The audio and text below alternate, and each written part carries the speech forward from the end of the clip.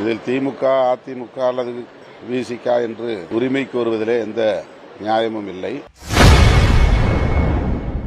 பொள்ளாச்சி கூட்டு பாலியல் வன்கொடுமை வழக்கு தீர்ப்பில் உரிமை கோர திமுகவிற்கு உரிமை இல்லை என விசிக தலைவர் திருமாவளவன் கருத்து தெரிவித்துள்ளார். இதில் திமுக, அதிமுக அல்லது விசிக என்று உரிமை கோருவதிலே எந்த நியாயமும் இல்லை.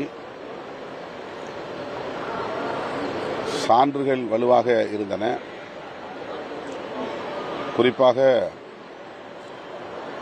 செல்போன்கள் மற்றும் இதர சமூக வலைதளங்களில் அவர்கள் பதிவு செய்த தடயங்கள்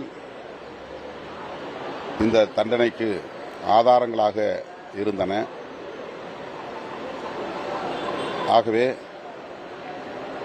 அவர்களால் தப்பிக்க இயலவில்லை. அதிலிருந்து அவர்களால் மீள முடியாத அளவுக்கான ஆதாரங்களை அவர்களே உருவாக்கிவிட்டார்கள் என்பதுதான் உண்மை. ஆக அந்த ஆதாரங்கள் தான் இந்த தண்டனைக்கு மிக முக்கிய வலுவான தடயங்களாக இருந்திருக்கின்றன. இதில் யாரும் உரிமை கோருவதிலே அர்த்தமில்லை. செய்திகளை உள்ளது உள்ளபடி தெரிந்து கொள்ள ரெஃப்ளெக்ட் நியூஸை சப்ஸ்கிரைப் பண்ணுங்க.